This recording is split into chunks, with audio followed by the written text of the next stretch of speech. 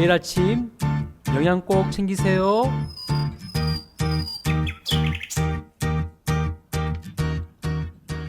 제7장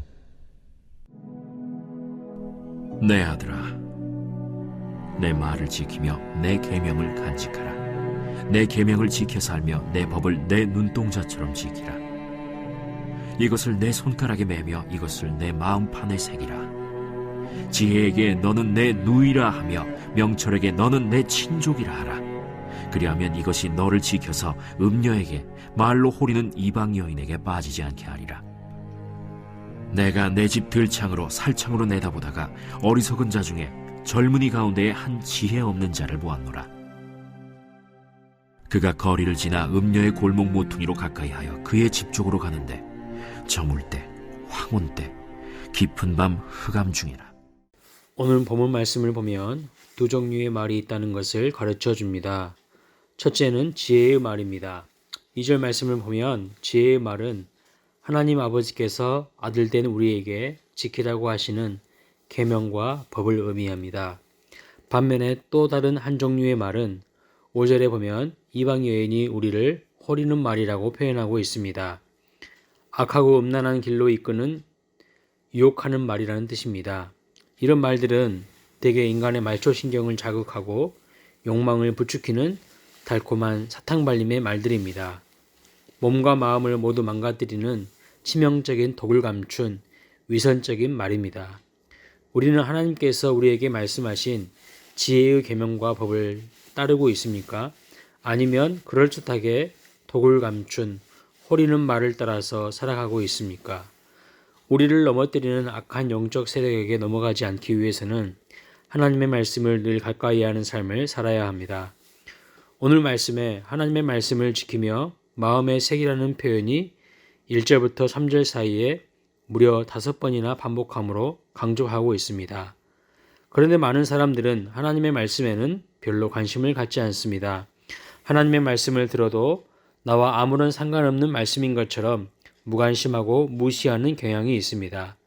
심지어 예배의 자리에까지 나와서도 하나님의 말씀을 듣는 태도가 매우 불량합니다.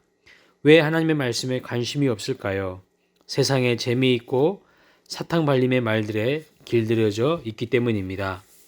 마치 부모가 어린 자녀들에게 밥을 먹이려고 할 때에 자녀들이 밥을 거부하는 경우가 있습니다. 이미 다른 사탕이나 과자나 아이스크림 등으로 배를 채웠기 때문입니다.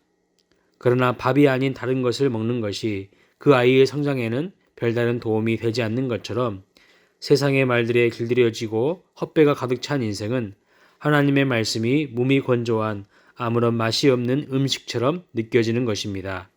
암투병을 하면서 삶의 습관을 새롭게 고치신 분들의 이야기를 종종 듣게 됩니다. 그분들이 암을 극복하면서 새롭게 달라진 부분 중에 음식에 대한 이야기를 많이 합니다. 과거에는 음식을 너무 짜고 맵고 달게 먹었는데 암 치료를 하면서 정말 제대로 채소의 맛을 알게 되었다는 것이죠.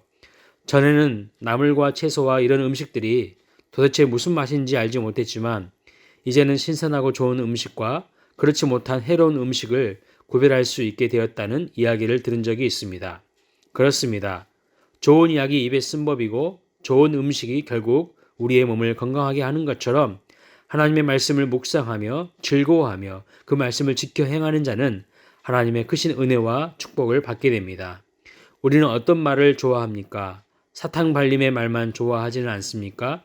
우리 자신을 지키는 길은 하나님의 말씀을 묵상하는 것입니다. 하나님의 말씀을 세상 그 어떤 지식이나 사상보다 가장 귀한 생명의 말씀으로 받는 것입니다. 시편 1편 말씀에도 복 있는 사람과 악인의 차이에 대해서 말씀합니다. 복 있는 사람은 오직 여호와의 율법을 즐거워하여 그의 율법을 주야로 묵상하는 자라고 하였습니다. 시냇가에 심은 나무가 철을 따라 열매를 맺으며 그의 잎사귀가 마르지 아니함 같다고 하였습니다. 여기서 시냇가는 하나님을 상징하는 은유적인 표현입니다.